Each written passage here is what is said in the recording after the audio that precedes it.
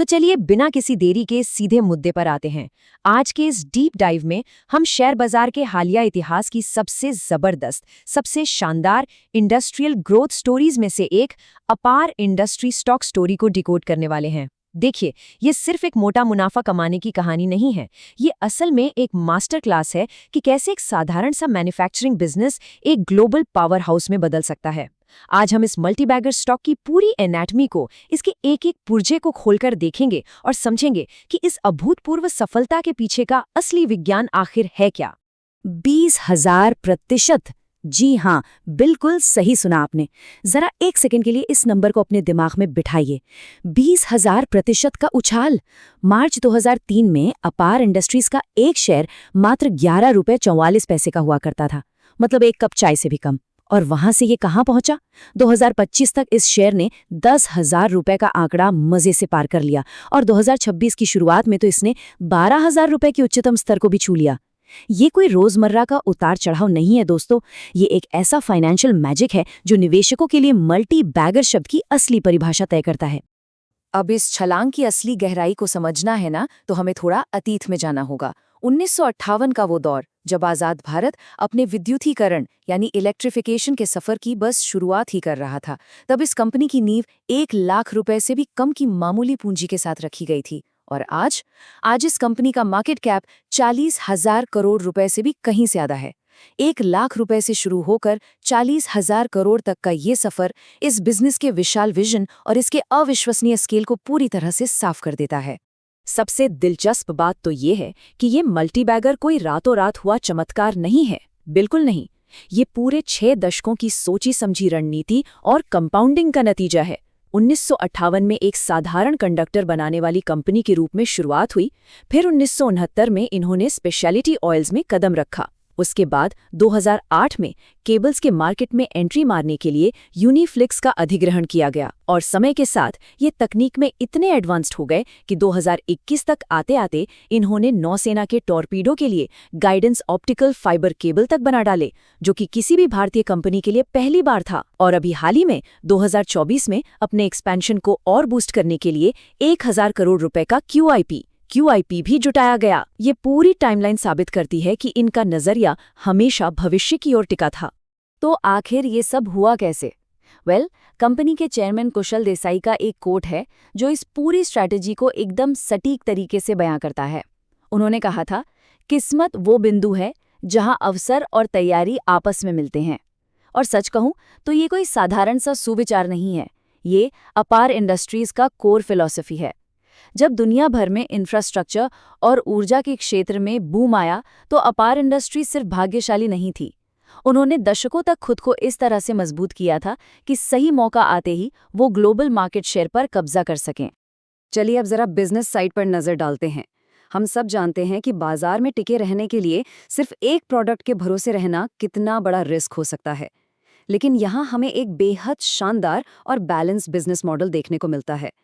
इनका रेवेन्यू 3 मुख्य स्तंभों में बटा हुआ है। कंडक्टर्स से लगभग 48%, स्पेशलिटी ऑयल से लगभग 27% और केबल से करीब 25%। ये डाइवर्सिफिकेशन बहुत क्रूशल है। यह न केवल कंपनी को किसी एक सेक्टर की मंदी से बचाता है, बल्कि ग्रोथ के लिए 3 अलग-अलग मजबूत इंजन भी देता है। और पता है, यही विविधता, यही डाइवर्सिफिकेशन उन्हें अपने सेक्टर का बेताज बादशाह बनाती है।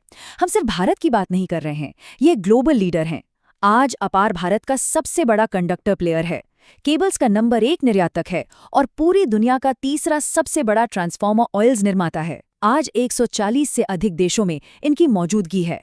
जब हम अपार इंडस्ट्री स्टॉक स्टोरी की बात करते हैं तो हम वास्तव में एक ऐसी कंपनी की चर्चा कर रहे हैं जो ग्लोबल लेवल पर बुनियादी ढांचे के निर्माण में एक बहुत बड़ी भूमिका निभा रही है। अच्छा, अब आते हैं असली गेम चेंजर पर। बाजार में शेयर का भाव सिर्फ सेल्स बढ़ने से तो रॉकेट नहीं बनता ना, उसके लिए मुनाफा यानी प्रॉफिटेबिलिटी भी बढ़नी चाहिए। और यहीं पर इनकी फाइनेंशियल इंजीनियरिंग काम आई। कंपनी ने वैल्यू चेन में ऊपर की ओर बढ़ना शुरू किया, मतलब साधारण और बेसिक उत्पादों से हटकर हाई एफिशिएंसी और प्रीमियम प्रोडक्ट्स पर फोकस किया गया। और इसका नतीजा, जो एबिटा मार्जिन प्रति मेट्रिक टन 28,500 रुपये रहने का अनुमान था, वो इन प्रीमियम प्रोडक्ट्स के कारण अपने चरम पर सीधे 58,000 रुपये प्रति मेट्रिक टन तक पहुंच गया। सारे अनुमान धरे के धरे रह गए। यही वो असली फाइनेंशियल इंजन है जिसने इस स्टॉक को मल्टीबैगर बनाया। इसके अलावा हमें उस बड़ी पिक्चर को भी समझना होगा, उन मैक्रो इकोनॉमिक हवाओं को जो इस बिजनेस के फेवर में चल रही हैं। अपार इंडस्ट्रीज असल में पूरे ग्लोबल रिन्यूएबल एनर्जी इकोसिस्टम को पावर दे रहा है। देखिए, पूरी दुनिया तेजी से सोलर और विंड एनर्जी की ओर शिफ्ट हो रही है और इस बदलाव के लिए भारी मात्रा में तारों, केबलों और ट्रांसफार्मर ऑयल्स की जरूरत होती है। सोलर पैनल की वायरिंग से लेकर ग्रिड के ट्रांसफार्मर ऑयल तक, अपार इस पूरे ग्रीन एनर्जी ट्रांजिशन के लिए एक तरह से नर्वस सिस्टम का काम कर रहा है। और अगर हम थोड़ा माइक्रो लेवल पर जाएं, इनकी डिटेल्स में घुसें, तो इनकी टेक्निकल महारत और भी चौंकाने वाली है। यहाँ सिर्फ घरों की नॉर्मल वायरिंग नहीं बन रही है, यहाँ क्रिटिकल इंफ्रास्ट्रक्चर के लिए बेहद खास और स्पेशलाइज्ड सॉल्यूशंस तैयार किए जा रहे हैं, जैसे भारतीय नौसेना के लिए खास इलास्टोमेरिक केबल की सप्लाई करना, या फिर जैसा हमने पहले बताया, टॉर्पीडो के लिए भारत का पहला गाइडेंस फाइबर ऑप्टिक केबल बनाना। इस लेवल की टेक्निकल एक्सपर्टीज एक ऐसी गहरी खाई या कह लें मोट तैयार कर देती है जिसे पार करना किसी भी कॉम्पिटिटर के लिए पसीने छुड़ाने वाला काम है। चलिए वापस एक बार जूम आउट करते हैं और उन बाहरी ताकतों पर नजर डालते हैं जो आज इस बिजनेस को रॉकेट की स्पीड दे रही हैं। सबसे पहला और बड़ा फैक्टर है ग्लोबल ट्रांसमिशन एंड डिस्ट्रीब्यूशन, यानी T&D सेक्टर में चल रहा कैपेक्स सुपर साइकिल। अमेरिका और यूरोप अपने दशकों पुराने पावर ग्रिड्स को अंधाधुंध अपग्रेड कर रहे हैं। दूसरा है चाइना +1 स्ट्रैटेजी, जहां दुनिया भर की कंपनियां अब सिर्फ चीन पर निर्भर न रहकर भारत जैसे ऑप्शंस की तरफ आ रही हैं। तीसरा, विकसित भारत जैसी सरकारी पहल, जहां देश के इंफ्रास्ट्रक्चर पर पानी की तरह पैसा बहाया जा रहा है। और आखिर में दुनिया के टॉप 25 टर्न की ऑपरेटर्स को डायरेक्ट सप्लाई करना। ये सब मिलकर इनके एड्रेसेबल मार्केट को अविश्वसनीय रूप से बड़ा बना देते हैं। ये सब सुनकर एक्साइटेड होना तो बिल्कुल स्वाभाविक है, लेकिन हर अच्छी एनालिसिस की तरह हमें सिक्के का दूसरा पहलू भी देखना ही होगा।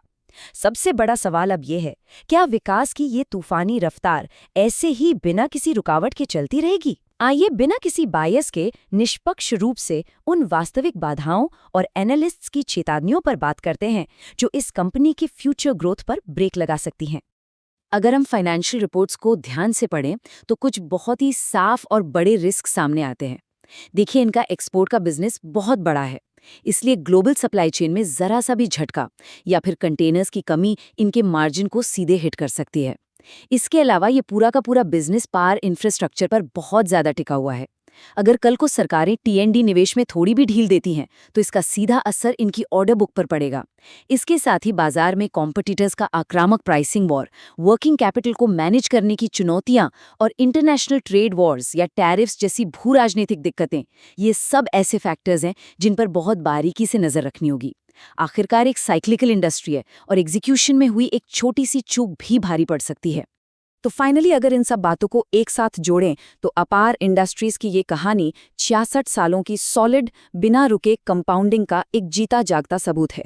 1958 के एक बेहद छोटे से स्टार्टअप से लेकर आज के एक ग्लोबल इंडस्ट्रियल दिग्गज तक का ये सफर हमें सिखाता है कि जब दूरदृष्टि, तकनीक और सही तैयारी का संगम होता है तो मल्टी बैगर कैसे जन्म लेते हैं।